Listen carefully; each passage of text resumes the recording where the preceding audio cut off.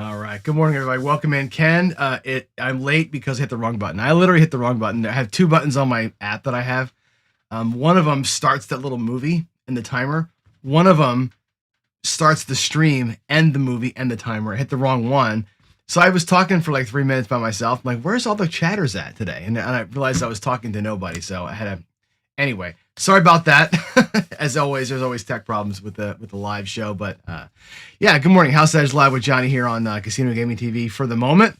As you know, we're moving the show to the other channel here once I get things kind of settled in and finalized. But yeah, Ken, I'm glad you're here. I want to talk about your a little bit about what you did yesterday and the day before about your stuff on trust. I have some thoughts on that, so I think we have a little bit of back and forth in that. It'd be kind of fun to do a little bit today. So but before we do, let's jump in and remind ourselves why. And today is going to be actually a little bit of talk about the risk part of this thing. So actually risk and bankroll kind of together. So reminder, when you're watching anybody, Joe from Craftsmaster, Ken from Ken Knows Gambling, me on this show, Jacob from Rage Me This, Jeremy from Color Up, anybody you watch, right? You're going to get information, right? Not all of it is great. Not all of it is shitty. There's a mix of it, right? My dad used to always say, separate the fly shit from the pepper. There's pepper everywhere and there's fly shit everywhere. When you're looking at stuff on TV, right? Make sure you filter what you see and hear through this lens, right? Through what is my bankroll? How do I view risk? How do I see opportunity? How do I have discipline? Do I have discipline? What are my goals? How do I keep my emotions in check? When you watch somebody play with a $15,000 bankroll, bluff, and light it on fire, right? Sure, it's fun to watch, but how would you react if that were you in that situation? You got to run yourself through this stuff because the reality is, right? We live in these worlds where we don't have the kind of money that we play with on TV. We just don't, right? And we don't have unlimited tries, right? I can sit here in the morning and like I will today and try some stuff out and lose and go, oh, that sucked. Just reset the bankroll and try it again. You don't do that in real life. In real life, there's no resetting the bankroll and trying it again. In real life, you're going to the ATM machine and pulling out mortgage money, right? There's none of that. That's what I think is the reality of what you're experiencing out there in the world versus the fantasy land that we live in here on YouTube is way different. You've got to be able to see both ends of that thing, right? You got to see both ends of that thing. If you don't, you're not paying attention. That's what this screen is all about, right? This is supposed to ground you in what's actually your life, your money, your risk appetite, not the fantasy land that we portray here on these shows. And this is fun, and hopefully you get some knowledge on this stuff, right? Hopefully we're giving you something out of it, right? But at the end of the day, it's got to be the way that you play, okay? Lou with a new acronym, love it. Focus, follow your plan, observe the table, control your emotions, understand the odds, stay disciplined. That's beautiful. That might be the new screen. I'm gonna actually screenshot that. Hold on a second. Hold on, I'm gonna screenshot it right now so I don't lose that because that's a great acronym. I love it. Ken, you're not in trouble. I just have thoughts on what you said, and I think I'm going to piggyback on what you said a little bit. But Ken talked about trust yesterday, whatever day that was. I watched it early this morning, actually. I started it last night and I fell asleep and I watched it this morning. I only fell asleep, Ken, not because it was boring, but because I had watched that freaking baseball game that went till midnight last night, my time, 2:00 in the morning on the East Coast, which turns out to be one of these things where people will call that a classic. I thought it was a shitty baseball game. I mean, up until the ninth inning, that was one of the best baseball games I'd ever seen. From the ninth inning to the 18th inning, it was horseshit baseball. It was horrible. Poorly managed, poorly played, well pitched. I will say that, but that was it. Very disappointing for an 18 inning game. It just was not what you'd expect at all from an 18 inning quote unquote classic. But anyway, I watched every second of it. All right, so on the trust thing, and actually I'm going to get into this too. I don't have a screen set up for it, but Jeremy also did a video where his son played the player and Jeremy played the dealer. And he was talking, and the title, like, how does a real dealer play craps? And boy, oh boy, I love Jeremy and his family, but I don't think I could have disliked a way to play any more than that. That was not, I didn't like it. He was all over the place. He was kind of, didn't play any kind of system, and not that I'm saying you have to play a system all the time, but it was every roll was like, well, I feel like this is coming and we're going to move our bets over here. And there was random betting on different things based on feel, and it was all incorrect. Like he never really hit it. When I look at feel play, right? Feel play to me is just another way to say I'm going to press what's coming, right? As a seasoned player, you watch Ed Robinson play. When he plays with feel, right? He feels it out. He might call it trending. I might call it something else, but Ken or Ed will allow the table to run its course, and he's betting with it, right? He's pressing what's happening. He's getting more money out there as it's going, right? Especially as he's throwing, versus saying, I think, and just winging money around. I don't know. I didn't enjoy that one. Jeremy, I love you to death, but I did not enjoy that one at all.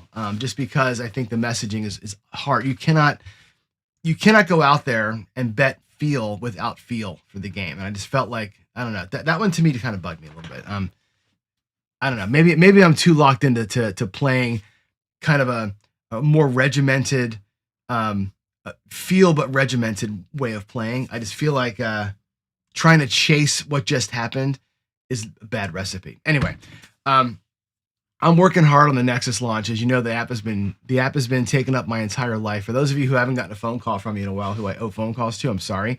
I've been working literally 8 a.m. when I finish the show until sometimes 9, 10 o'clock at night every day. Last night during the baseball game at the kitchen table, I'm working, watching the game. That's how it went down. But the app is going to be good, man. It's got the blackjack card counting almost 90% done. It's got dealing and counting the hands. It's got flashcards. It's got bankroll management. It's got all the things we want in it.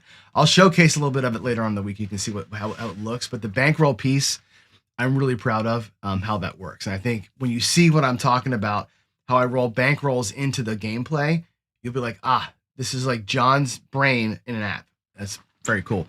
And yeah, I'm working on this cruise coming up. All right, let's go backwards and talk about Ken a little bit. And I may go down here to the table and talk about it with you this way. Let me go back. Actually, I'll go. What screen want to show? I want to show the screen here. Let's go down here, and I'll move my mouse out of the way.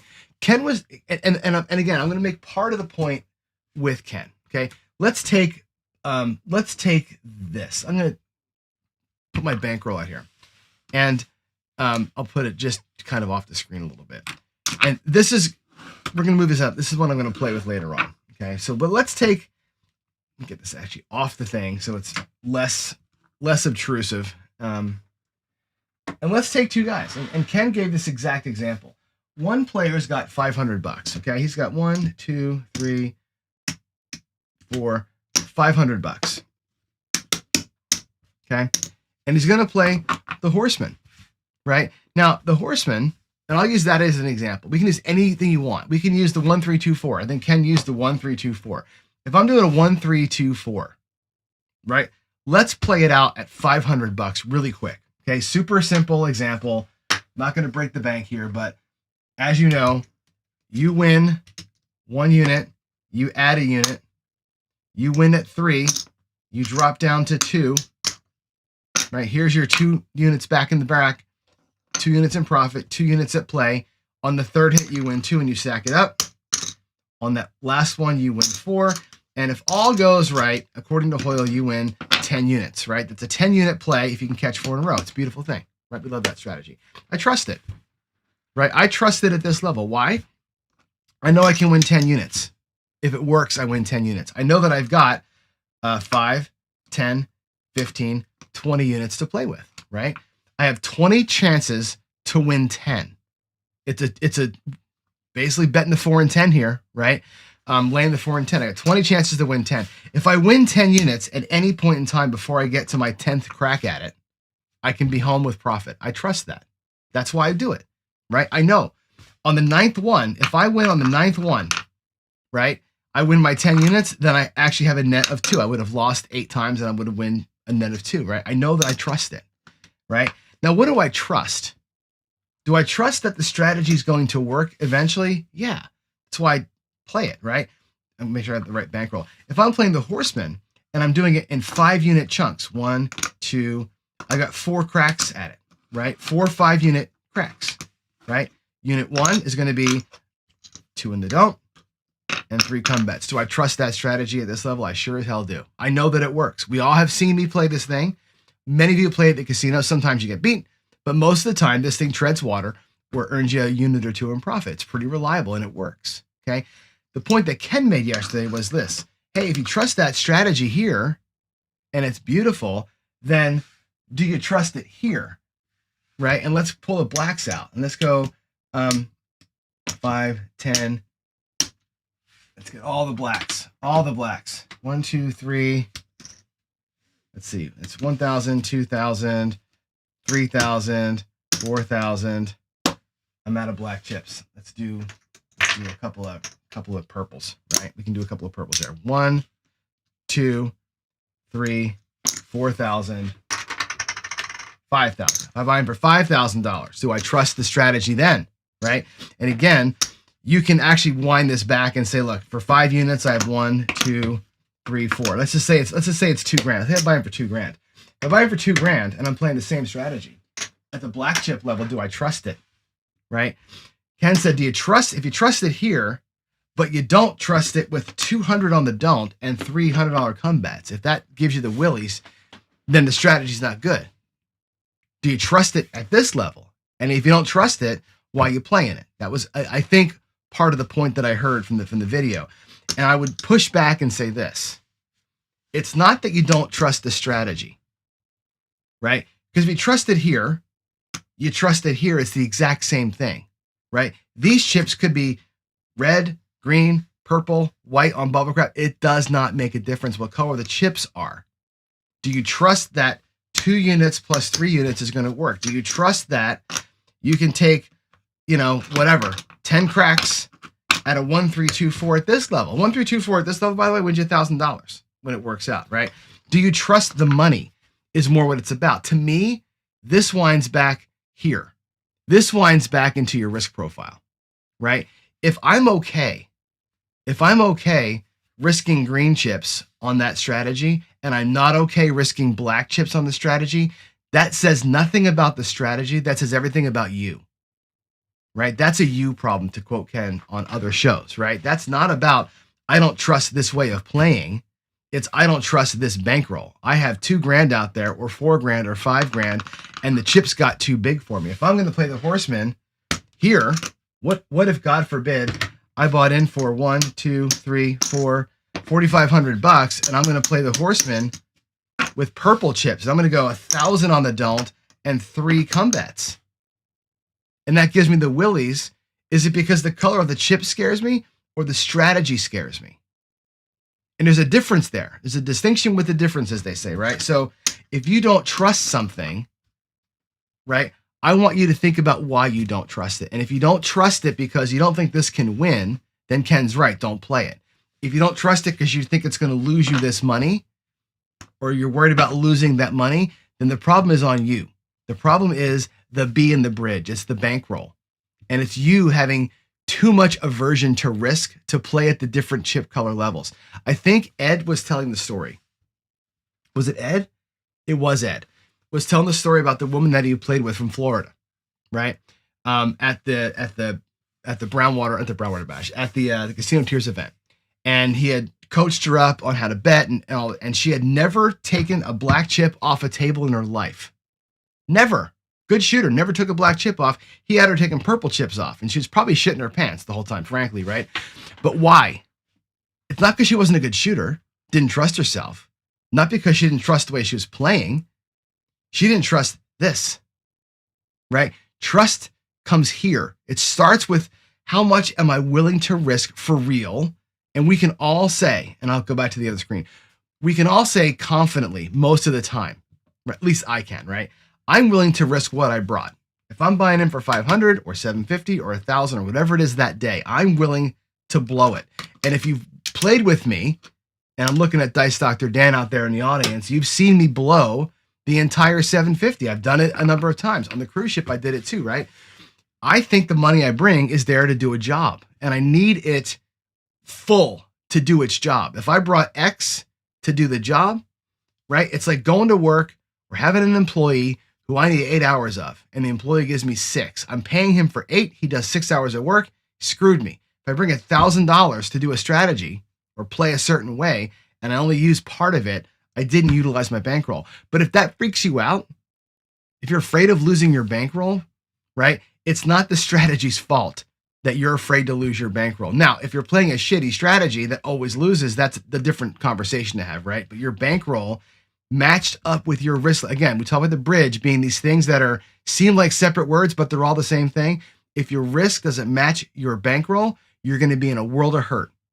And that's, I think, what Ken's talking about. Trusting your money, trusting your own heart. How can I survive in this world? Am I willing to do it? Right? Anything that I show you that I would play it at any color. It wouldn't matter to me what color it is. Right? If I trust my horseman at $10, which I play it most of the time at when I'm buying them for $500, I trust it there. If I had 2K, I'd play it with black chips. It's the same thing to me. Color does not matter. It's percentages, and it's what I'm trying for. That is a big thing. So I think Ken spent a lot of time, and again, the freak out moments for people were like the color parts of it, right? And I think he's focused on if the black chip or the purple chip changes and you shit yourself, it's not the strategy's fault, unless you're playing a bad way. So the trust thing is a real thing. You got to get in touch with this. This is why I say this every day. You got to get in touch with how does your bankroll and your risk intertwine, right? Do you have the discipline when you're at a higher bankroll level to get out? Because I'll tell you this right now, it's very, very easy to play a horseman. And I'm going to say this in quotes, easy to play a horseman at 200 on the don't, $300 combats, come out of that thing with a $200 win on a shooter, right? Sets one combat, next one is a 7, you get the 3, right? Take that $200 and light it on fire. Because black chips play well, right? When you come down here and you catch a black chip win, if you're here, 200 here, 100 here, goes to the 5, let's say, right? Then you get a 7 out and you lose that, but you win 3 and your net win is 2 units because you lost 1, right? Your net win is 3 units rather. When you get into that situation, wow, I just won a couple $100. Cool. I have $200 to play with because they're black chips. They go all the way across. Now you're making bad decisions. That's discipline. That's the discipline piece reminding you, right? It all plays together. I trust this to do a thing. My bankroll supports that. My risk tolerance allows me to play it because I don't worry about the money color. But then when I lose discipline and say, hey, I won $200 on that shooter, I get to light that on fire. Now your discipline balloon gets popped and you start losing these profit chips. It's a pain, right? Ken says envelopes help the brain problem. The problem with that, Ken, and I think you're right, the problem with envelopes is that most people don't have envelopes here, right? When I get my combat up and I'm here and I win, 3 units at risk, right? I lose the 1, it pays that, and I win over here, right? And my net becomes a 2-unit win. Most people don't have envelopes at the table. You got that in your hotel room, right? Dice Dr. Dan, or I'm sorry, Dr. S, say what you're going to say. I know what you're going to say right now. I'm going to predict what you're going to say. I'm going to write it down on a piece of paper. You're going to say, tell me what the next thing I should say out loud is. I'm going to write this down for you. Hold on.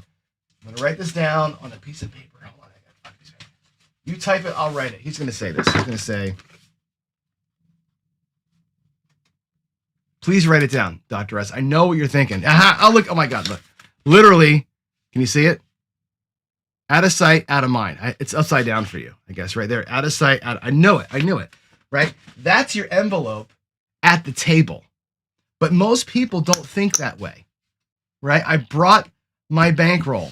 My bankroll goes in envelope 1. For me, envelope 1, back right side of my rack. That's my master bankroll envelope, right? When I win my $200, right? If I take that as greens, let's take it as greens,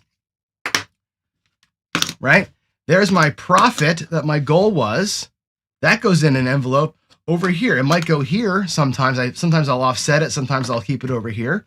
Now I've got this over here. And what I can do with that is say, hey, I got some excess to play with. And I've got some extra profit over here. I might take an extra 1 and over here. I use this as envelopes. You got to treat your rack like it's a bunch of envelopes. If you don't do that, if you just go like this, if you're that guy, If you're this guy here, you're in fucking trouble, right? I did my first video ever was on rack management. If you're this guy, you're in deep shit. If you don't take your $1,000 and put it in your pocket, or at the very worst, put it in the back of your rack and say, that's not getting touched, except for by a railbird. If you don't take your profit and lock it up with your master bankroll, if you don't take for keeps money and go over here, excess money here, you don't play with the leftovers, using your pockets as your envelope, you're in deep shit. That becomes the D in the bridge. That's discipline, putting your shit away where it belongs, right? But again, if you don't trust what you're doing because you're worried about this, you cannot play with that color. Color is all about trusting your bankroll and using it for the tool that it is. All right. That's all I got to say about that. I know it's kind of I didn't plan to talk that long, kind of a ranty way of saying things, but that's where we are today. Now, what I want to get into today, and I don't have a whole lot of time left, but we're going to get into some team and partner play. We've talked about this before, and I know that it kind of makes people's hair ruffle when we do this, right? But team and partner play is basically a number of ways to look at it. I think you can look at like playing as a corporation. In other words, Dice Dr. Dan and I go to the casino and we each bring $500. We put $1,000 together, and between us, we play a certain way. At the end, we share our money. That's one way of looking at it, right? A couple, my wife and myself, Jen and her wife, right? Me and Ian, for example, right? Not Ian, well, I'm saying, I guess I'm using the wrong example. A husband and wife couple, right? That are actually sharing money. They could play a different way. David and Alex talk about this a lot when they do roulette. They always say, is this a couple system, right? And again, I use craps as the examples most of the time here, but there's also other games, right? And roulette's a game where you can middle the game a little bit as a couple by covering the entire board between you, but having some, you'll see at the bottom, overlapping jackpots. You can play as a couple on some games in a different way, where you approach the game from different sides of the felt, but overlap in the middle. In craps, an example of that would be this. What if one person in the couple is playing the outside, right? Or playing, say I'm playing the 5, 6, and 8, right? And I've got, let's get some red chips out here, right? And Kathy, my wife, is playing the 4 and the 10. She's on the backside table, and the 6 and the 8. What do we have here? We have overlapping jackpots, right? We're both playing really here, right? This is the difference between us, but we've got double money in here. She may be doing a regression. I may be doing a progression, right? But there's overlapping jackpots. In roulette, you might see somebody playing first and second dozen, somebody playing second and third dozen, along with a different double street on the outside. That's covering more of the board, but there's an overlapping jackpot in the middle, especially if they've caught the same outside double streets caught, right? So there's different ways to approach team play, right? We talked yesterday about this idea of coming at it from different sides, right? Where maybe one person's doing an inside play, an inside press play. One person is doing a molly, right? Going here, grabbing their odds. Coming here, getting to the 9 and grabbing their 4x odds over here. While this person is working the bets on the inside like they normally would. Maybe they're going to do a little bit of a press and collect kind of a thing, right? Both players playing on different rhythms. That is coming from different directions. The same side on craps, but different ways of getting there where the rhythm is different, right? Because now when the puck is off, this guy's got bets working, this guy doesn't, right? So you can come at it from different approaches, right? You can hedge. I think roulette is the idea of hedging. Here you can have one person playing a molly, or a dolly rather, maybe a 2-point dolly, while one guy's working the inside. In that case, you're not going to win a lot of money. You're going to tie most of the time. There's also the idea, which I'll show you this morning, of two players that are actually going to play where one pays for the other. Let's look at that one. Let's go here. Let's go here. Let's go play kind of what we did yesterday. Okay. There is player 1 here in the back. This guy in the back is going to do an aggressive 160 across. Okay. 160 across. Now he's going to do it like that. The other player is going to do the same thing, but watch the difference. We're going to go 1. Now again, you could get torched on the PSOs here, but watch the, I want you to watch the, what do you call it? The rhythm of what they're going to do here. And we can take the other player. And again, I'm just going to do a couple of shooters, but it doesn't really matter how many times we do this. There's one, there's two, there's the third shooter.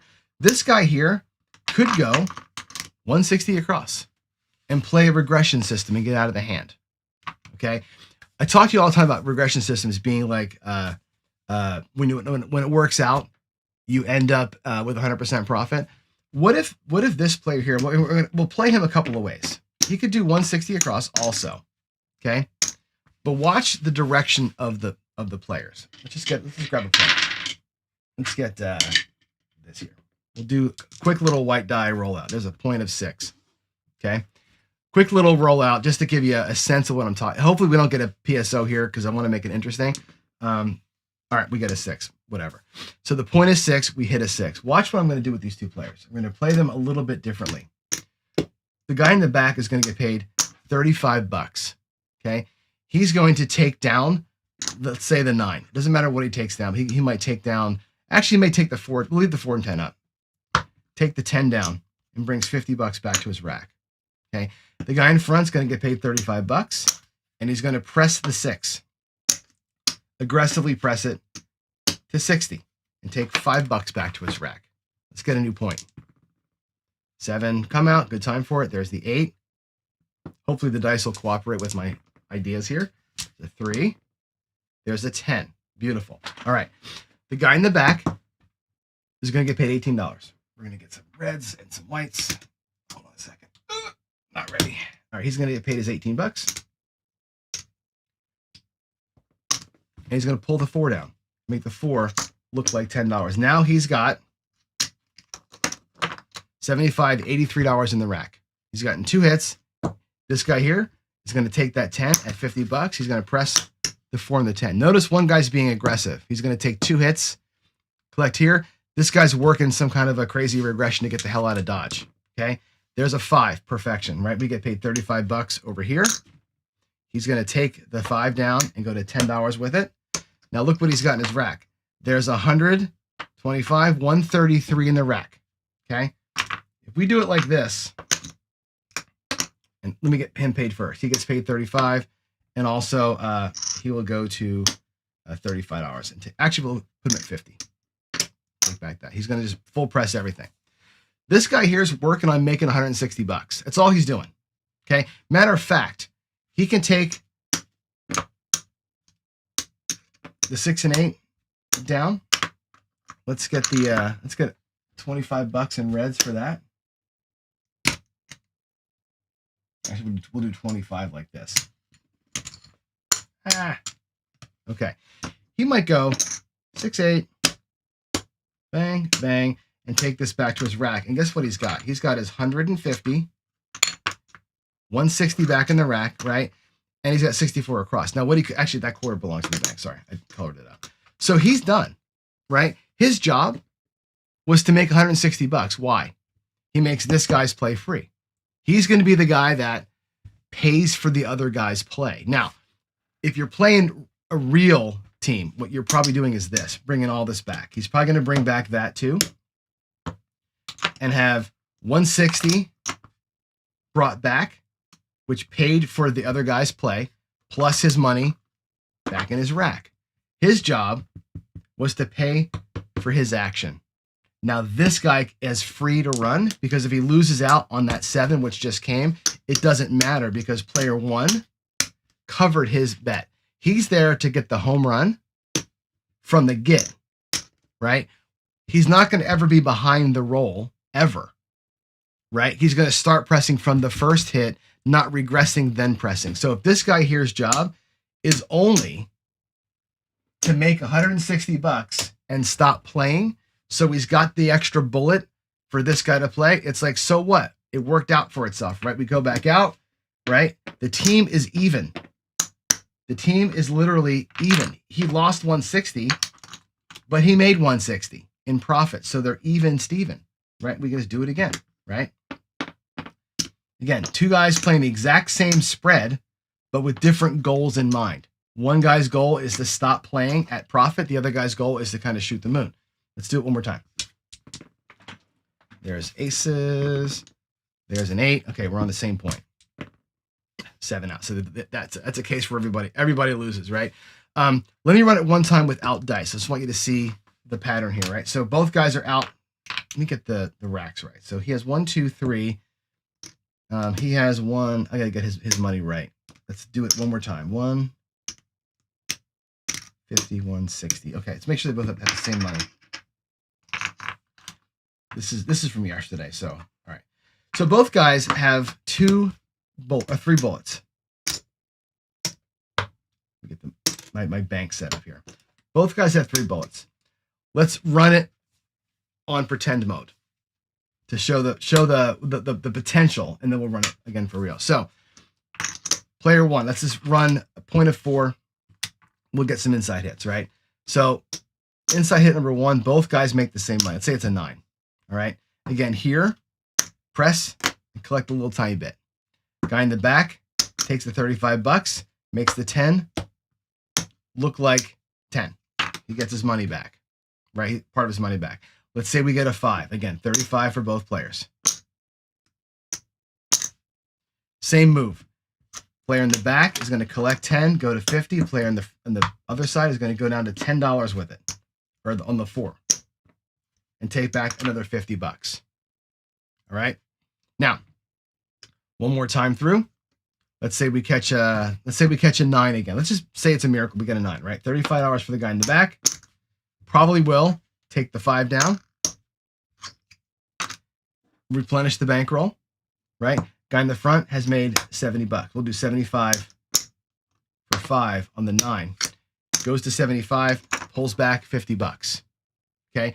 And again, this guy in the back here, on that 9, brought the 5 down. Let's say we catch a 6 for $35 for both players. And again, he will probably bring down the 9, put it up in there, and now he's got all the money back.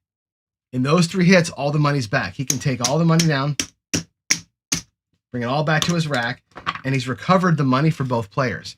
This guy in the front here on that 6 probably takes it to 60, a little bit back. Again, he's got his 160 back, and he's got 160 over here roughly to play with, right? This is this guy's money. 125. He's got 140 in his rack. He's got 140 in his rack. Okay. Didn't quite get the 160, but whatever. He's at 140. He has his bullet back, plus he has this guy's bullet back, effectively, right? If he puts another $100 at it, right, he's done. He's got his money, and the team is in profit. So he paid for him and stops playing. He has his bullet back. He's playing for free because that guy did the work.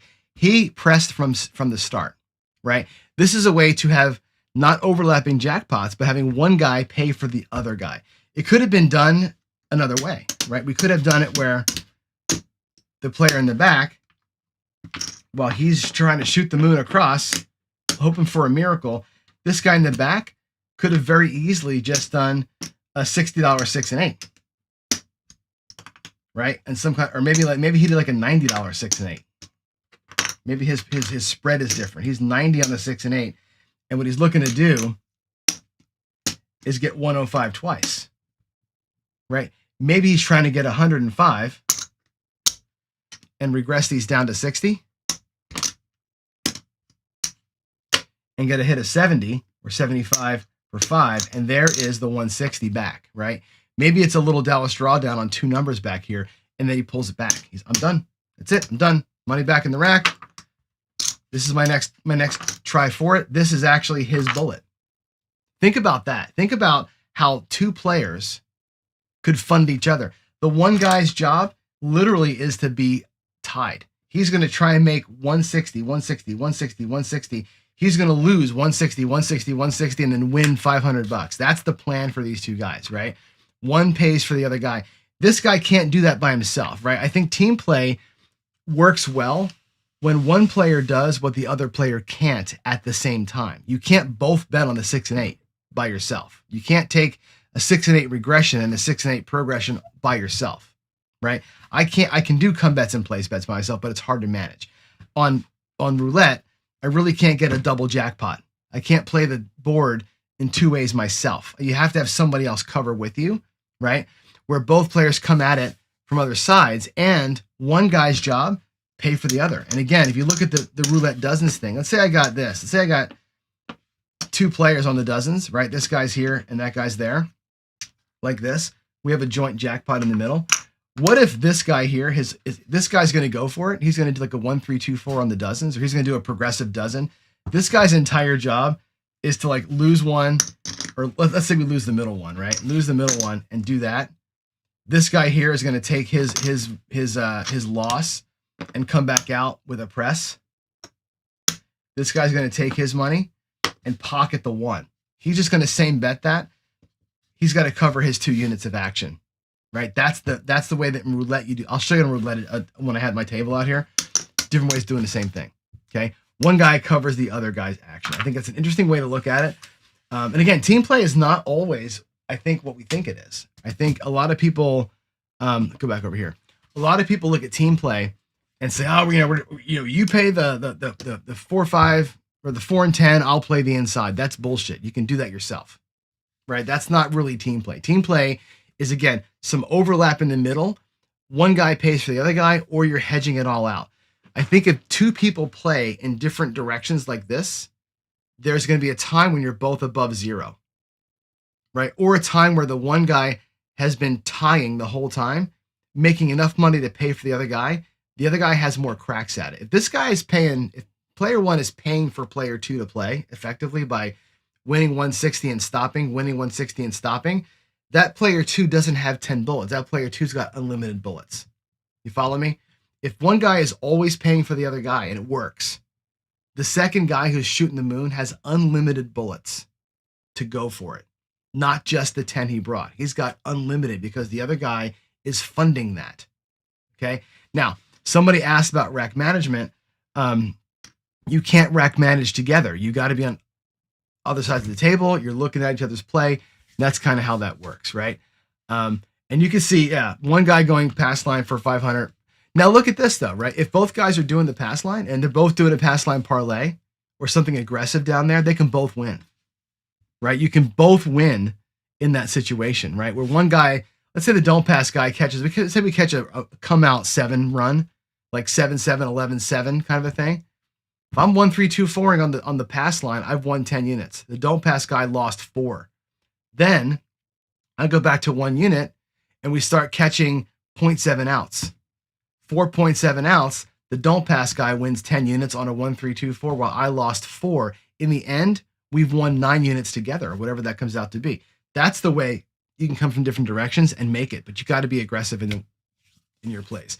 Gary says, how do you handle rack management when I'm getting loaded with red and white checks? Boy, I hate that. What I do, honestly, is in my rack, let's go to it. Look at the mess my rack is now from that little example. I got shit everywhere here. If I've got a lot of red and white checks, I will use those in my next plays. And because the dealers are kind of trained to give you what you're betting, right? So oftentimes, if I get stuck where I'm here, I'm at 160, and I got a bunch of reds. Hey, I'm sorry. It's gonna be a mess while I do this for you. But let's say that you've got that, and you've got some money out there on the table. Oh my God, can you just let go of these damn chips, Johnny? Let's say we've got 96 across, right? Let's say we're here, we're 96 across. And you're going to get a bunch of reds and whites. There's no way around it. You're going to get a bunch of garbage in your rack. We get some more reds here. All right. And you got this. And in your rack, you've got a whole bunch of this shit going on, right? You got a bunch of crap in here, right? Oftentimes what I'll do is, you bring lammers to separate, but I will often pull if I know I'm going 66 inside, let's just say that's my strategy. There's 50, there's 55, there's $64, right? There's $64. I'll put it over here, right? My next win is $21. We get some reds here. We get paid $21 on some inside number. I'll take this over here. I'll make it look like $66. So there's, again, 50, 5, 60, 5, $66. Right, that's set up for my next run. So when the shooter's over, now I'm locking profit with this little tiny stack. This is going to go out. This is going to the house on the next run. When the 7 comes and they take all my money away, that becomes my next spread, right? I use the whites and reds, and if I'm going to go 160 and I got 160 in red, they're getting the whole fucking 160. I don't care, right? That's how that comes out of the rack. I color it up in play. I don't try. You're not going to get color during the game. Just drop it out there and have it set up and ready to go. Or this could be 96, right? If it's 96, it's what they're going to use anyway. If it's 66, they're going to want the reds anyway, right? So it makes it easy for them to do that. That's what I would do when I've got too much of the other colors out here. And frankly, I try and play ways where I don't catch a lot of color. I don't like having 3 colors in action. I want to get to green quickly so I can just work greens and reds and not have a bunch of white shit everywhere. I don't normally go to $42 on the 6 for that reason, right? I'll go to 60 so I can avoid the whites. But when I have them, that becomes, I'm working hard to make this my next one so I can dump it out of my rack and keep my rack beautiful. But again, I'm a nerd. That's how I do things. All right, let's go back up here. Oh no, I lost my thing went away again. Damn it. It always does that for me. All right, let's get out of here. Let's go over to, I gotta go now. I gotta go down here. This is a pain in the butt. I gotta go down here. We did that. I don't have a way to change. There we go. Okay. My Scream Deck died again mid show. So, Dan's how to package the show and sell it. Great show. Thank you for that. Sometimes magic happens, right? But I think there's like I said, there's lots of ways to approach the game. And the reason why I love craps is it's the ultimate puzzle game, right? You can't solve it, right? It's the unsolvable puzzle, but because there are different ways to think about it, and you can get these crossover systems like this, like with couples or with 3 people or on roulette. Blackjack can be the same thing. Imagine a blackjack game where one person's doing what I do, the 1, 3, 2, 4. The person next to me is playing more of a straight up 6-leg full parlay, right? I'm 1, 3, 2, 4. They are a 6-leg parlay, going for the absolute home run. And someone at the end's working that regression. They're working from starting at 5 units and working 5 to 4 to 3 to 2 to 1. They cover our action, right? If you think about that, the guy that's working at the end, right? When he gets, let's go to the table again, because this is an important point. I think this is again, all these things to me transcend the games, right? If you're at blackjack, right, and player 1, player 2, and player 3, let's say player 3 is at 5 units. He starts out with 125. Let's say we catch 6 in a row as a group. How does it look for, oh God, how does it look for us as a group to win 6 in a row at blackjack if we're all playing at the same starting number? I gotta make this a little bit bigger for you, right? If we're all doing this guy here's at 125, he has more risk, right? But let's say on win number 1, right? We each get a win. He gets actually a 5-unit win down the end here. Now I want you to watch as a team how this works out. This guy here, straight parlay. This guy here is gonna throw one in and do a 1, 3, 2, 4. I'll put the profits back here behind them. This guy here is going to reduce one and come back. He's got his 5 units captured. He's got a unit in locked profit. I'm going to put what comes back to your rack out of the way. Okay. On the next hit, this guy here wins 4. This guy here wins 2 and does a full press. This guy here wins 3, comes down to 2. He has his 2 units back and 2 units in profit. He's collected 2. He's collected 1. Now he's collected 5. 1, 2, 3, 4, 5, 6 units in profit. Remember, he already collected his money back. Look how far ahead he is already, right?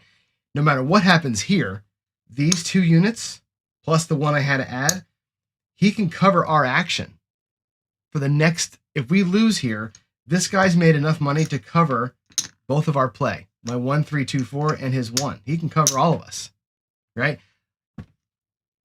Now hit 3, right? We win the 4.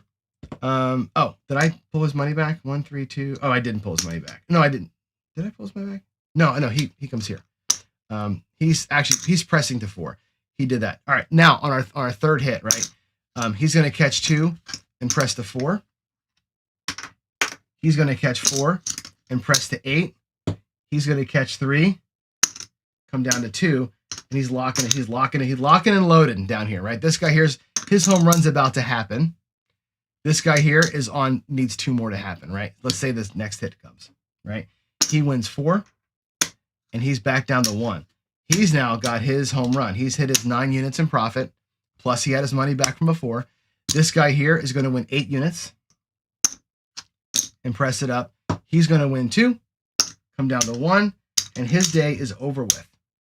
He brought it. He got all the way down to his last. He can play his last unit, right? He's got how much? 1, 2, $325 in profit. Good for him. Done. He got there a different way. This guy here only has 200. He got there a different way. It's 2 blacks rather. 225. Or I'm sorry, he has 325. Right? No, 225. My bad. 9 units. 225. He got there by risking just a little bit. He's out. He's out. He had a risk 5. He had a risk 2. They both locked up. This guy here is our middle friend. We're done. By the way, discipline. Bye-bye. We're going home. We have made our money. This guy here is shooting it for 2 more hits. This is the miracle man. But he, over here, covered our action on that second hit. On the second hit, he made enough money to pay for both of us if we both lose. He can just drop us 3 chips each. He's got profit. We get to play for free. This guy can fund all of our play with a little bit extra risk up front and a big pull down right away. He's covered our action. That's team play, right? That's how you can attack the house, right? In different ways. When you attack the house in different ways, from different directions, things can work out for you. So hopefully that all makes some good sense. All right. Yes, the dice data can do it, of course, right? The Nexus app will be able to do that. So what the Nexus app will do, I showed this yesterday to the team, but basically you're going to have a screen where you have, now you can take rolls that already happened or it can RNG them for you either way. But you'll say, I want to play this, this, this, and this. Just like kind of like dice, Dicer.io does, right? Take 4 or 5 strategies against this set of rolls and run them. It'll run them all together. Most people compare that and say, oh, this guy did better than that guy. This strategy lost, that one won, whatever. And you go, I'm going to play that one instead. Most people look at comparison tools and say, look, Iron Cross lost 100, the 3-point Molly won 200, this thing here won 50. And you go, well, I'm going to choose the one in the middle that won the most. That's my way of playing. I look at that and say, well, if it was me and Ian and Ryan and Jen, and we all played, each of us played one of those strategies, in the end, the 4 of us combined would have won $800 and profited $200 each, versus me losing, her winning, and him winning a little bit, and 2 of us being sad and 2 of us being happy. If you look at that as this, there's magic in there if you can do it right, right? And especially when it's me and my wife playing, or me and my mom on the cruise playing. So, yeah, for sure the app will handle that for sure. You go to Dice Data. Dicedata.info, and Matt will be happy to run a comparison for you. He loves doing that kind of stuff. So, all right, I'm out of here, guys. It's a little bit past 8. Go to work time. Good show, huh? Good show. That was a lot of fun. I had fun today. So your daily reminder here is this: the inspiration station. Knowledge is knowing tomatoes are fruit. Wisdom is not putting it in fruit salad. I think the difference between shows like mine and Ken and most else of what you see is, and I'll include Ed and Gargoyle and Jeff into this, you're getting a lot of wisdom from the collective versus a lot of knowledge. Some people are just putting knowledge out there. Some people are layering wisdom on top of that. Hopefully you're getting some of that from today's show, from Ken, from Ed, from Gargoyle, and from Jeremy, or from Jacob from Wage Me This, and from Jeremy. You're getting some of that wisdom out there. That only comes from experience. So love you guys. Have a great day. I will see you tomorrow. Party for a nice, happy hump day. We'll do more team play examples. And with that said, I'll see you in the next one. Bye.